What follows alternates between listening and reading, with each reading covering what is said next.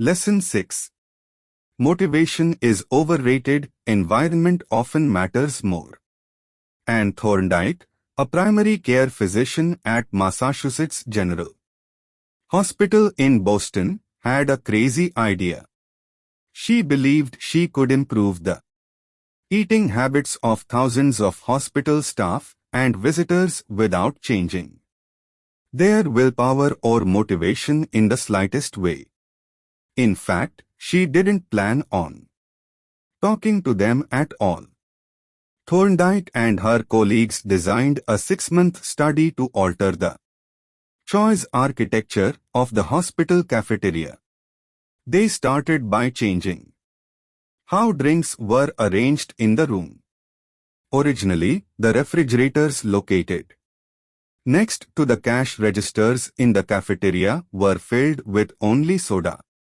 The researchers added water as an option to each one. Additionally, they placed baskets of bottled water next to the food stations throughout the room. Soda was still in the primary refrigerators, but water was now available at all drink locations. Over the next 3 months, the number of soda sales at the hospital dropped by 11.4%. Meanwhile, sales of bottled water increased by 25.8%. They made similar adjustments and saw similar results with the food in the cafeteria. Nobody had said a word to anyone eating there before. After. Figure 8 here is a representation of what the cafeteria looked like before the environment design changes were made, left and after, right. The shaded boxes indicate areas where bottled water was available in each instance. Because the amount of water in the environment was increased, behavior shifted naturally and without additional motivation. People often choose products not because of what they are, but because of where they are. If I walk into the kitchen and see a plate of cookies on the counter, I will pick up half a dozen and start eating, even if I hadn't been thinking about them beforehand and didn't necessarily feel hungry. If the communal table at the office is always filled with donuts and bagels, it's going to be hard not to grab one every now and then. Your habits change depending on the room you are in and the cues in front of you. Environment is the invisible hand that shapes human behavior. Despite our unique personalities, certain behaviors tend to arise again and again under certain environmental conditions. In church, people tend to talk in whispers. On a dark street, people act wary and guarded. In this way, the most common form of change is not internal, but external. We are changed by the world around us. Every habit is context-dependent. In 1936, psychologist Kurt Lewin wrote a simple equation that makes a powerful statement: behavior is a function of the person in their environment, or B is equal to F, P, E.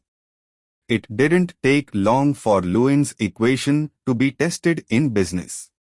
In 1952, the economist Hawkins Stern described a phenomenon he called suggestion impulse buying, which is triggered when a shopper sees a product for the first time and visualizes a need for it. In other words, customers will occasionally buy products not because they want them but because of how they are presented to them. For example, items at eye level tend to be purchased more than those down near the floor.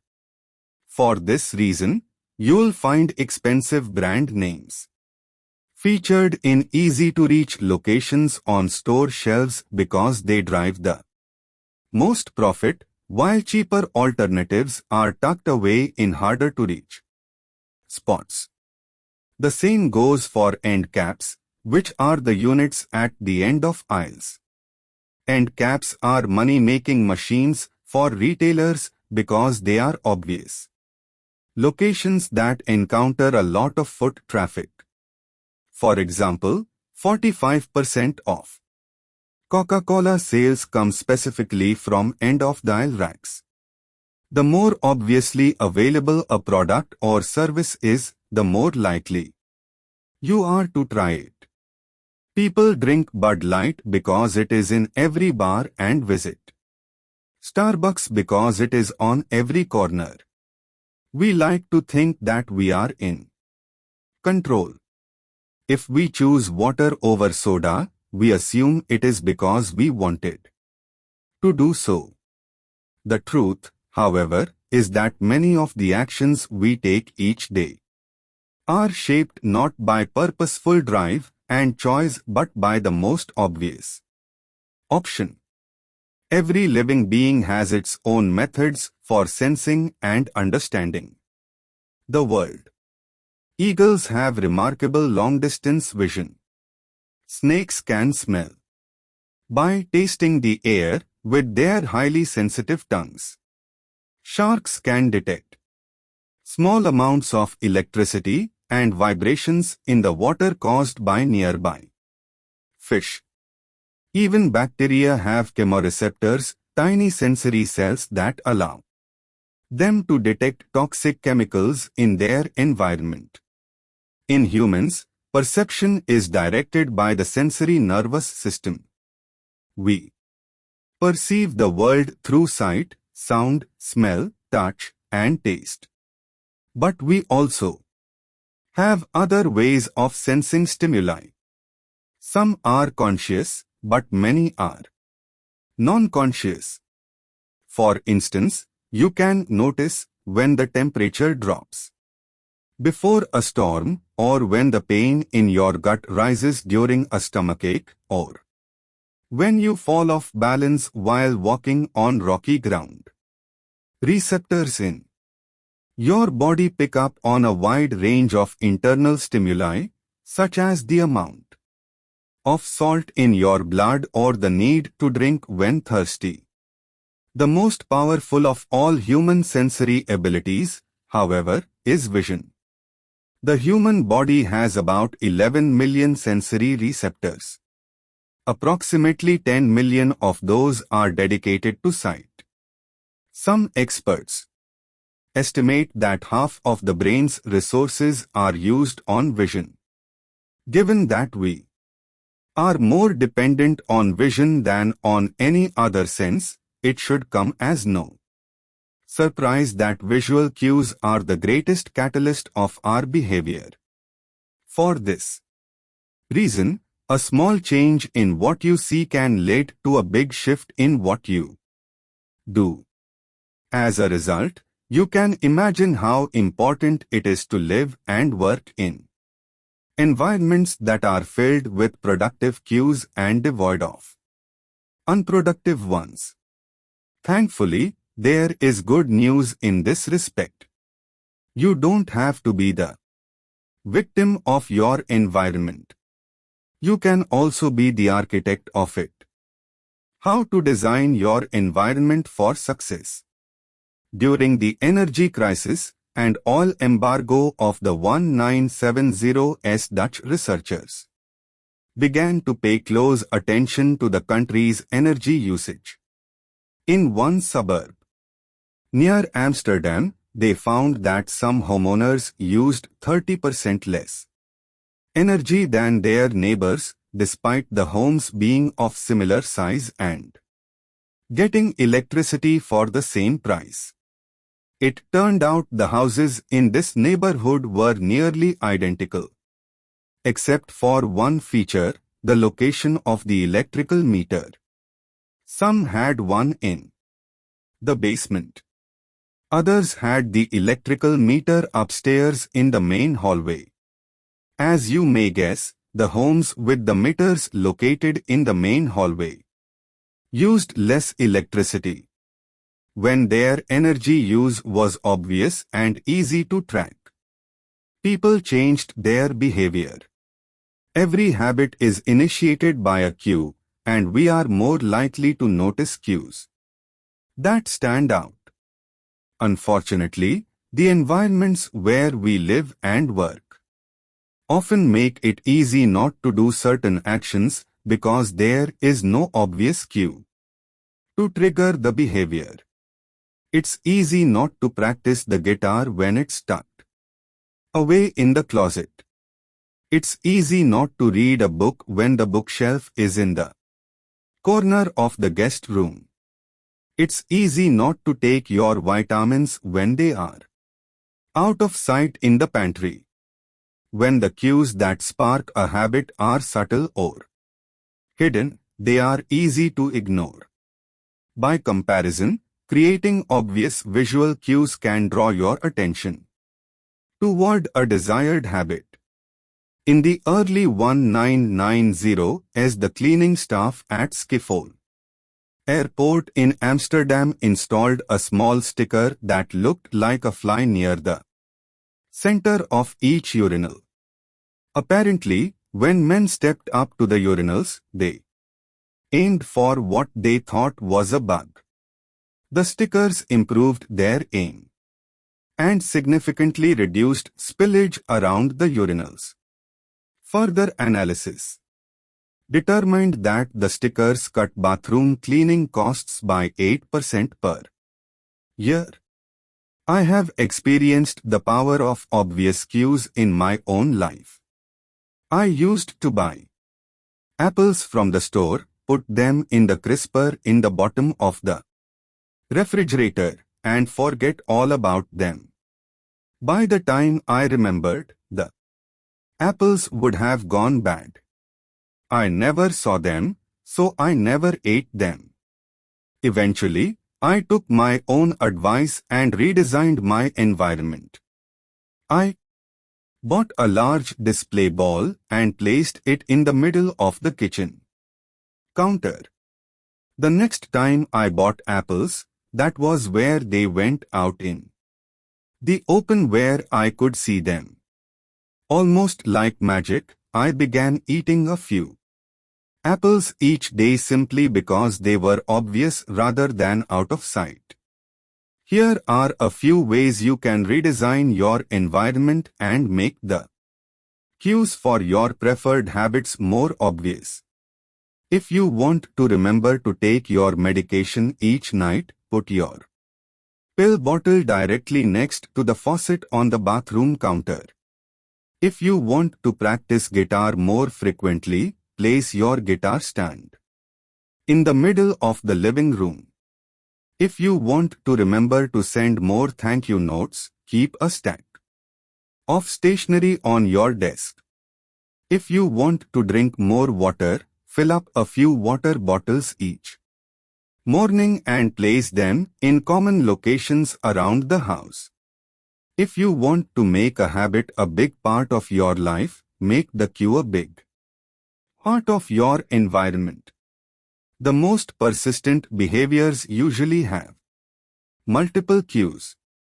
Consider how many different ways a smoker could be prompted to pull out a cigarette, driving in the car, seeing a friend smoke, feeling stressed at work, and so on. The same strategy can be employed for good habits. By sprinkling triggers throughout your surroundings, you increase the odds that you'll think about your habit throughout the day. Make sure the best choice is the most obvious one. Making a better decision is easy and natural when the cues for good habits are right in front of you. Environment design is powerful not only because it influences how we engage with the world but also because we rarely do it. Most people live in a world others have created for them. But you can alter the spaces where You live and work to increase your exposure to positive cues and reduce your exposure to negative ones. Environment design allows you to take back control and become the architect of your life. Be the designer of your world and not merely the consumer of it. The context is the cue.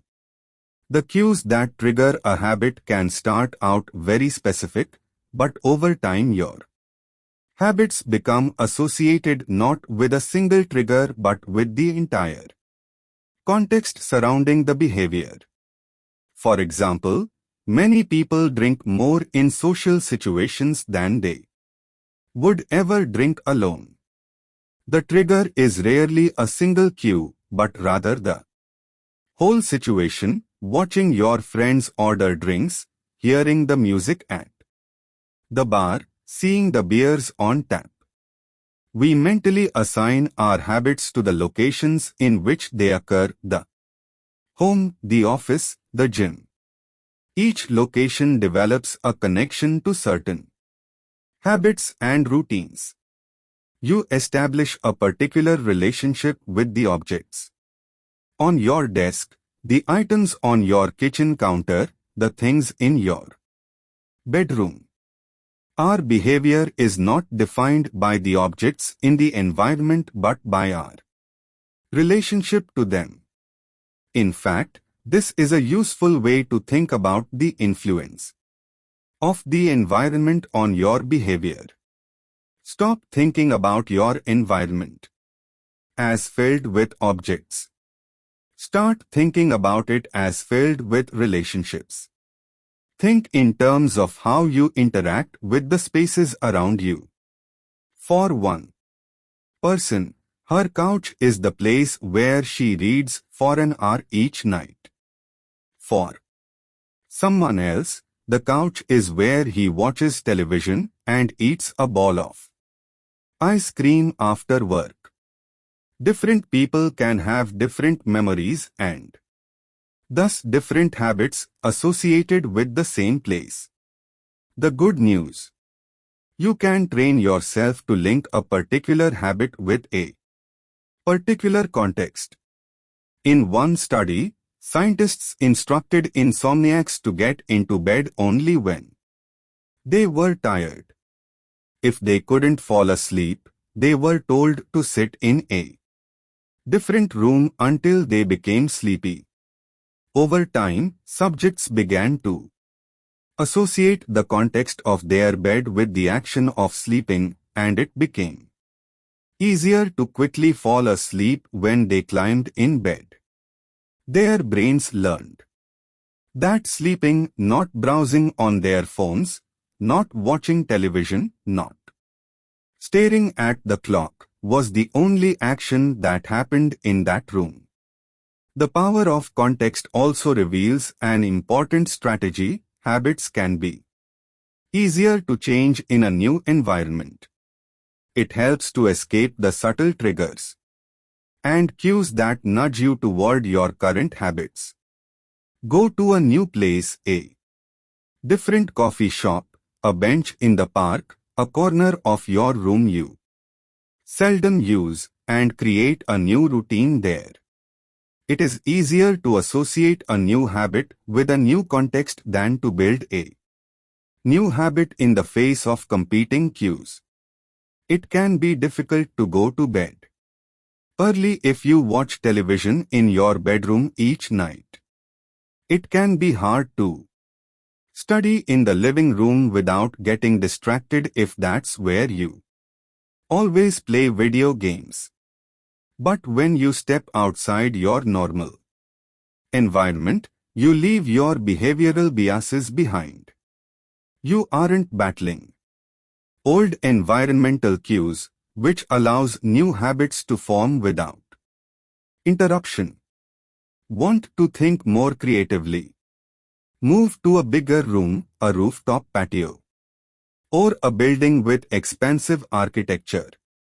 Take a break from the space where you do your daily work, which is also linked to your current thought patterns. Trying to eat healthier? It is likely that you shop on autopilot at your regular supermarket. Try a new grocery store. You may find it easier to avoid unhealthy food when your brain doesn't automatically know where it is located in the store. When you can't manage to get to an entirely new environment, redefine or rearrange your current one. Create a separate space for work, study, exercise, entertainment, and cooking. The mantra I find useful is 1 space, 1 use. When I started my career as an entrepreneur, I would often work from my couch or at the kitchen table. In the evenings, I found it very difficult to stop working. There was no clear division between the end of work time and the beginning of personal time. Was the kitchen table my office or the space where I ate meals? Was the couch where I relaxed or where I sent emails? Everything happened in the same place. A few years later, I could finally afford to move to a home with a separate room for my office. Suddenly, work was something that happened in here and personal life was something that happened out there. It was easier for me to turn off the professional side of my brain when there was a clear dividing line between work life and home life. Each room had one primary use. The kitchen was for cooking. The office was for working. Whenever possible, avoid mixing the context of one habit with another. When you start mixing contexts, you'll start mixing habits, and the easier ones will usually win out. This is one reason why the versatility of modern technology is both a strength and a weakness. You can use your phone for all sorts of tasks, which makes it a powerful device.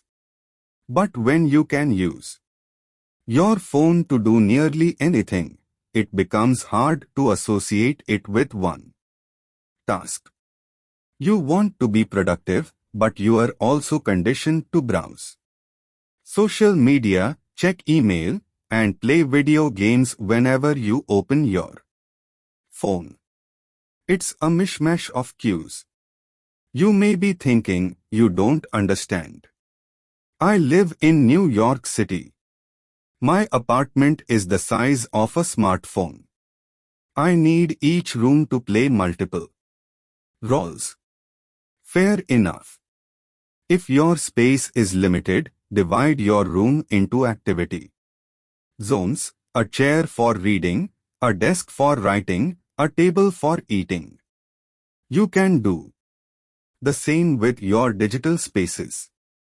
I know a writer who uses his computer only for writing, his tablet only for reading, and his phone only for social media and texting. Every habit should have a home. If you can manage to stick with this strategy, each context will become associated with a particular habit and mode of thought. Habits thrive under predictable circumstances like these. Focus comes automatically when you are sitting at your work desk. Relaxation is easier when you are in a space designed for that purpose. Sleep comes quickly when it is the only thing that happens in your bedroom. If you want behaviors that are stable and predictable, you need an environment that is stable and predictable. A stable environment where everything has a place and a purpose is an environment where habits can easily form. Chapter Summary. Small changes in context can lead to large changes in behavior over time. Every habit is initiated by a cue. We are more likely to notice cues that stand out. Make the cues of good habits obvious in your environment. Gradually, your habits become associated not with a single trigger but with the entire context surrounding the behavior. The context becomes the cue. It is easier to build new habits in a new environment because you are not fighting against old cues.